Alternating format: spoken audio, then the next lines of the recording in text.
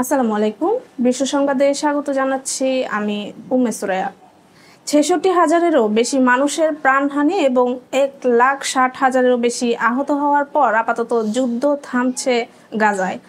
মার্কিন president Donald ট্রাম্পের ২০ দফা পরিকল্পনার কিছু অংশে আংশিক সম্মতি জানিয়েছে হামাস।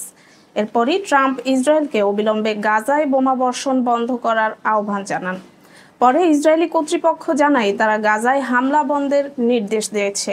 আল জাজিরার খবরে বলা হয়, ইসরায়েলি সামরিক বাহিনীকে গাজা দখল করার জন্য চালানো অভিযান থামানোর নির্দেশ দিয়েছে সরকার। ইসরায়েলের রাষ্ট্রীয় অর্থায়নে এবং সেনাবাহিনী পরিচালিত আর্মি রেডিও এই সংবাদ প্রচার করেছে। হোয়াইট হাউসের ভেরিফাইড ফেসবুক পেজে শুক্রবার প্রকাশিত খবর অনুযায়ী ট্রাম্প বলেছেন, আমি বিশ্বাস করি হামাস স্থায়ী শান্তির জন্য প্রস্তুত। ইসরায়েলকে দ্রুত গাজায় বোমাবর্ষণ বন্ধ করতে হবে, যাতে আমরা নিরাপদভাবে এবং দ্রুত বন্দীদের মুক্তি দেওয়ার ব্যবস্থা করতে পারি। এটি মধ্যপ্রাচ্যে দীর্ঘদিনের প্রত্যাশিত শান্তি প্রতিষ্ঠার প্রশ্ন। হামাস এক বিবৃতিতে জানিয়েছে, তারা দখলদার বাহিনীর সব বন্দীকে জীবিত বা মৃত ট্রাম্পের প্রস্তাব অনুযায়ী বিনিময় করতে রাজি। তবে উল্লেখ করা হয়েছে, মাঠ পর্যায়ে প্রয়োজনীয় শর্তগুলো বজায় রাখা হবে এবং বন্দি বিনিময়ে মধ্যস্থতাকারীদের মাধ্যমে অবিলম্বে আলোচনায় বসতে প্রস্তুত। একই বিবৃতিতে হামাস আরও জানিয়েছে, তারা গাজার প্রশাসন একটি ফিলিস্তিনি স্বতন্ত্র সংস্থার কাছে হস্তান্তর করতে ইচ্ছুক, যা জাতীয় ঐকমত্যের ভিত্তিতে গঠন করা হবে এবং আরব ও ইসলামী দেশের সমর্থন থাকবে। গাজা স্বাস্থ্য মন্ত্রণালয়ের হিসাবে এখন পর্যন্ত ৬৬,০০০-এর বেশি ফিলিস্তিনি নিহত হয়েছেন এবং আহত হয়েছেন ১,৬০,০০০-এরও বেশি মানুষ। আন্তর্জাতিক পর্যবেক্ষক সংস্থাগুলোর মতে প্রকৃত সংখ্যাটি এর চেয়েও অনেক বেশি হতে পারে। এক ইসরায়েলি সাবেক সেনাপ্রধান জানিয়েছেন, নিহত ও আহত মিলিয়ে গাজার হতাহতের সংখ্যা ইতোমধ্যেই ২ লাখ ছাড়িয়েছে। এর আগে ট্রাম্প সোশ্যাল মিডিয়ায় লেখেন, ওয়াশিংটন সময় রোববার সন্ধ্যা ৬টার মধ্যে হামাসকে চুক্তি করতে হবে, তা না হলে অভূতপূর্ব নরক নেমে আসবে। ভারত ও পাকিস্তান আবারও উত্তেজনার সৃষ্টি হয়েছে। ভারতের সেনাপ্রধান পাকিস্তানকে মানচিত্র থেকে মুছে ফেলার হুমকি দিয়েছেন। অন্যদিকে দেশটির বিমান বাহিনীর প্রধান দাবি করেছেন, পাকিস্তানের বেশ কয়েকটি যুদ্ধবিমান ভূপাতিত করা হয়েছে। ভারতের সেনাবাহিনী প্রধান জেনারেল উপেন্দ্র দ্বিবেদী বলেছেন, সীমান্তে রাষ্ট্র সমর্থিত সন্ত্রাসবাদ বন্ধ করা না হলে পাকিস্তানকে মানচিত্র থেকে মুছে ফেলার মতো শক্তিশালী প্রতিক্রিয়া দেখাতে ভারত বাধ্য হবে। শুক্রবার রাজস্থানের একটি সামরিক চৌকিতে দেয়া ভাষণে তিনি সাম্প্রতিক অপারেশন সিঁদুরের সংযম দেখানোর কথা বলেন। তবে এরপর আর সংযম থাকবে না বলে তিনি হুঁশিয়ারি দেন। জেনারেল দ্বিবেদী বলেন, অপারেশন সিঁদুরে আমরা সংযম দেখিয়েছিলাম, কিন্তু এবার কোনো সংযম আমরা দেখাবো না।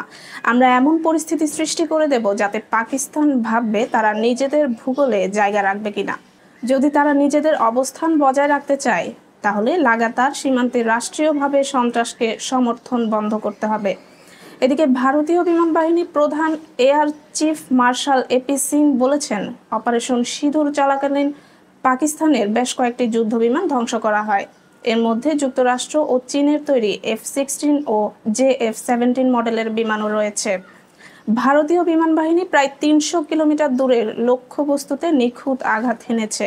তিনি অভিযোগ করেন, পাকিস্তানি যুদ্ধবিরতির আবেদন করেছে এবং পাকিস্তানি পক্ষের ভারতীয় বিমান বাহিনী ধ্বংসের দাবি মিথ্যা প্রচারণা ছাড়া কিছুই নয়। ভারতের ২ সামরিক শীর্ষ কর্মকর্তার কড়া বক্তব্যের পর আবারও কূটনৈতিক উত্তেজনা তীব্র হচ্ছে। প্রতিক্রিয়ার অংশ হিসেবে পাকিস্তান এখনও আনুষ্ঠানিক পদক্ষেপ বা প্রতিক্রিয়া জানায়নি। মার্কিন প্রেসিডেন্ট ডোনাল্ড ট্রাম্পের সাম্প্রতিক মন্তব্যের কড়া জবাব দিয়েছেন রুশ প্রেসিডেন্ট ভ্লাদিমির পুতিন। ট্রাম্প ন্যাটোকে কাগজে বাঘ আখ্যা দিয়ে রাশিয়াকে তুচ্ছ করার চেষ্টা করলে পাল্টা সুরে পুতিন প্রশ্ন ছুড়ে দেন, তাহলে ন্যাটোই বা কি? কৃষ্ণসাগর তীরবর্তী সূচিতে ভালদাই ডিসকাস গ্রুপের আলোচনায় পুতিন বলেন, রাশিয়ার সেনারা ইউক্রেনের যুদ্ধক্ষেত্রে সর্বত্র অগ্রসর হচ্ছে এবং যুক্তরাষ্ট্র নেতৃত্বাধীন ন্যাটো কার্যত যুদ্ধের ভেতরেই রয়েছে। এই অবস্থায় ন্যাটোকে কাগুজে বাঘ বলা হলে তাদের শক্তির আসল মান নিয়েই প্রশ্ন উঠবে। পুতিন ইউরোপ জুড়ে রুশ ড্রোন উড়ে বেড়ানোর অভিযোগকেও ব্যঙ্গ করে বলেন, রাশিয়ার হাতে এমন ড্রোন নেই যা লিসবন পর্যন্ত পৌঁছাতে পারে। একই সঙ্গে ইউক্রেনে মার্কিন টমাহক ক্ষেপণাস্ত্র পাঠানোর পরিকল্পনা নিয়ে ওয়াশিংটনকে কড়া হুঁশিয়ারি দিলে তিনি সতর্ক করেন, এমন পদক্ষেপ হলে রাশিয়া মার্কিন সম্পর্ক নতুন মাত্রায় উত্তেজনার মুখে পড়বে। রুশ প্রেসিডেন্ট বলেন, টমাহক ক্ষেপণাস্ত্র ব্যবহার মার্কিন সেনাদের প্রত্যক্ষ অংশগ্রহণ ছাড়া সম্ভব নয়, আর তা হলে এটি হবে একেবারে নতুন ধাপের সংঘাত। পুতিন ন্যাটো দেশগুলোকে শান্ত থাকার পরামর্শ দিয়ে বলেন, মাথা ঠান্ডা করো, শান্তিতে ঘুমাও, নিজেদের সমস্যার দিকে নজর দাও। পাশাপাশি ইউক্রেনের সশস্ত্র বাহিনীতে সদস্য সংকটের কথা উল্লেখ করে তিনি আলোচনায় বসার আহ্বান জানান। রাশিয়া দাবি করছে তারা ইতিমধ্যে লুহানস্কের প্রায় পুরো অঞ্চল, দোনেৎস্কের ৮১% এবং জাপোরিজিয়া ও খেরসনের প্রায় ৩/৪ নিজেদের নিয়ন্ত্রণে নিয়েছে। ব্রিটিশ সিংহাসনের উত্তরাধিকারী প্রিন্স উইলিয়াম জানিয়েছেন তিনি রাজা হলে রাজতন্ত্রে পরিবর্তন আনবেন। অ্যাপল টিভি প্লাসের এক অনুষ্ঠানে দেয়া খোলামেলা সাক্ষাৎকারে তিনি বলেন তার এজেন্ডায় ইতিবাচক পরিবর্তন রয়েছে, যেগুলোকে তিনি স্বাগত জানান। তবে পরিবর্তন হবে মৌলিক নয়, বরং প্রয়োজনীয় রদবদল। অভিনেতা ইউজিন লেভির সঙ্গে আলাপচারিতায় উইলিয়াম উইন্ডসর ক্যাসেল ঘুরিয়ে দেখান এবং বৈদ্যুতিক স্কুটারে প্রাসাদের ভেতরে চলাফেরার অভ্যাসের কথাও জানান। এ সময় তিনি পরিবার, ঐতিহ্য এবং ভবিষ্যৎ দায়িত্ব নিয়েও খোলাখুলি কথা বলেন। উইলিয়ামের মতে ইতিহাস অনেক সময় বোঝা হয়ে দাঁড়ায়। তিনি বলেন, অতীত যদি সতর্কতার সঙ্গে সামলানো না হয় তবে সেটি শ্বাসরুদ্ধকর হয়ে উঠতে পারে, তাই বর্তমানের জন্য বেঁচে থাকাটাই জরুরি। পাশাপাশি প্রথা ও ঐতিহ্যের গুরুত্ব স্বীকার করলেও তিনি জানান সবকিছু প্রশ্নাতীত নয়। প্রথাগুলো এখনো কার্যকর কিনা, সেগুলো আমাদের কাজে আসছে কিনা, এই প্রশ্ন তুলতে হবে। পরিবারের প্রসঙ্গ টেনে উইলিয়াম বলেন, স্ত্রী কেট মিডলটন এবং বাবা কিং চার্লসের ক্যান্সার চিকিৎসার সময় মানসিক চাপের ভেতর দিয়ে যেতে হয়েছে তাকে। তবে সন্তানদের নিরাপত্তা ও মানসিক নিশ্চয়তা দেওয়ার চেষ্টা চালিয়ে যাচ্ছেন তারা। তিনি বলেন, গত বছর আমার স্ত্রী এবং বাবা যেভাবে পরিস্থিতি সামলেছেন তাতে আমি গর্বিত। সন্তানরাও অসাধারণভাবে মানিয়ে নিয়েছে। সাক্ষাৎকারে প্রিন্স হ্যারির প্রসঙ্গ না এলেও উইলিয়াম স্পষ্ট করে বলেন তিনি চান না রাজ পরিবার আবার অতীতের তিক্ত অভিজ্ঞতায় ফিরে যাক। গ্লোবাল স্মুথ ফ্লোটিলা অভিযান থেকে আটক হওয়া অধিকার কর্মীরা আমরণ অনশন শুরু করেছেন। তুরস্কের সংবাদ সংস্থা আনাদোলু এজেন্সির খবরে বলা হয়েছে, international committee to break the siege of Gaza শুক্রবার এই কর্মসূচির তথ্য জানিয়েছে। কমিটির বরাতে জানানো হয়েছে তারা আন্তর্জাতিক জলসীমায় ইসরায়েলি বাহিনীর হাতে আটক হওয়ার মুহূর্ত থেকে অনশন শুরু করেছেন। ফ্লোটিলার উদ্দেশ্য ছিল গাজা উপত্যকায় ইসরায়েলি অবরোধ ভাঙা এবং ত্রাণ পৌঁছে দেয়া। 2023 সালের অক্টোবর থেকে ইসরায়েল 66,000-এর বেশি ফিলিস্তিনিকে হত্যা করেছে। নিহতদের অধিকাংশই নারী ও শিশু। জাতিসংঘ এবং বিভিন্ন মানবাধিকার সংস্থা বারবার সতর্ক করেছে গাজা ক্রমেই বসবাসের অযোগ্য হয়ে পড়ছে এবং সেখানে দুর্ভিক্ষ ও রোগ দ্রুত ছড়িয়ে পড়ছে। Global smooth flotilla 31 August Spain থেকে যাত্রা শুরু করে।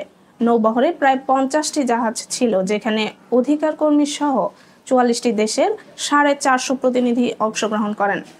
সব জাহাজ ইসরায়েল আটক করেছে। আটককৃত জাহাজগুলো আন্তর্জাতিক জলসীমা ও ফিলিস্তিনের আঞ্চলিক জলসীমা থেকে ধরা হয়েছে। যুক্তরাষ্ট্রের প্রেসিডেন্ট ডোনাল্ড ট্রাম্প একটি নির্বাহী আদেশে স্বাক্ষর করেছেন, যার মাধ্যমে পারস্য উপসাগরীয় দেশ কাতারকে রক্ষা করার জন্য মার্কিন সামরিক বাহিনী সহ প্রয়োজনীয় পদক্ষেপ নেওয়ার অঙ্গীকার করেছেন। ওয়াশিংটন কাতারের উপর যে কোনো সশস্ত্র আক্রমণকে মার্কিন স্বার্থের জন্য হুমকি হিসেবে দেখবে এবং শান্তি ও স্থিতিশীলতা পুনরুদ্ধারের জন্য কূটনৈতিক, অর্থনৈতিক ও সামরিক পদক্ষেপ নেবে। এই পদক্ষেপটি কাতারের সঙ্গে যুক্তরাষ্ট্রের ঘনিষ্ঠ প্রতিরক্ষা অংশীদারিত্বকে জোরদার করার উদ্দেশ্যে নেওয়া হয়েছে। বিশেষ করে কাতার ইসরায়েল ও হামাসের মধ্যে মধ্যস্থতাকারীর ভূমিকা পালন করছে।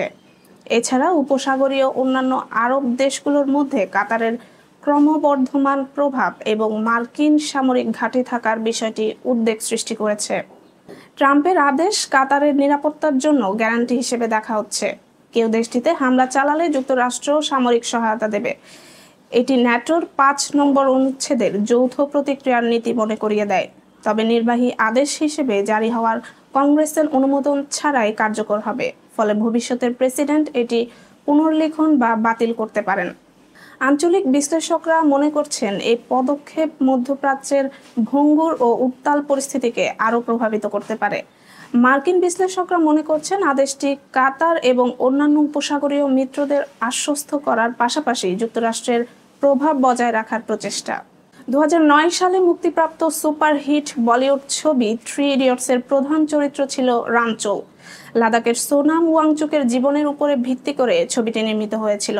সেই সোনাম ওয়াংচুককে আটকের পর ভারতের কেন্দ্রীয় সরকার যোধপুর কারাগারে পাঠিয়েছে। তার বিরুদ্ধে জাতীয় নিরাপত্তা আইনে মামলা দায়ের করা হয়েছে। সোনামের মুক্তি চেয়ে বৃহস্পতিবার তার স্ত্রী গীতাঞ্জলি আংমো সুপ্রিম কোর্টে হ্যাভিয়াস কর্পাস আবেদন করেছেন। তিনি অভিযোগ করেছেন, গ্রেফতারের 1 সপ্তাহ পেরিয়ে গেলেও তার স্বামীকে সুস্থ বা কারাগারে কেমন আছে সেই বিষয়ে কোনো তথ্য জানানো হচ্ছে না। একই দাবিতে তিনি রাষ্ট্রপতি, প্রধানমন্ত্রী, কেন্দ্রীয় স্বরাষ্ট্রমন্ত্রী ও লাদাখের লেফটেন্যান্ট গভর্নরকেও চিঠি দিয়েছেন। রামচৌ ইস্যুতে ভারতের রাজনীতি এখন উত্তপ্ত। লাদাখবাসী দীর্ঘদিন ধরে পৃথক রাজ্য হিসেবে স্বীকৃতির দাবি জানিয়ে আসছেন। গত সপ্তাহে এই দাবিতে বড় বিক্ষোভ হয়। সংঘর্ষে 4 জন নিহত এবং কমপক্ষে 59 জন আহত হন। এর মধ্যে 30 জন আইন শৃঙ্খলা বাহিনীর সদস্য। সোনাম ওয়াংচুককে লাদাখে উত্তেজনা না ছড়াতে যোধপুর পাঠানো হয়েছে। ওয়াংচুক একজন প্রকৌশলী, গবেষক ও সমাজকর্মী। তিনি লাদাখের শিক্ষার উন্নয়ন, সংস্কৃতি ও সমাজ কল্যাণে কাজ করে আসছেন। সোনাম ওয়াংচুকের চরিত্রই 3 ইডিয়টস সিনেমায় আমির খানের রামচৌ চরিত্রের মডেল হিসেবে ব্যবহার করা হয়েছিল। অনেক লাদাখবাসী তাকে বাস্তবের রামচৌ বলেও সম্বোধন করেন। বিশ্ব সংবাদ আজ এখানেই শেষ করছি। আপডেট সংবাদ পেতে সাবস্ক্রাইব করুন বিডি আউটলুক।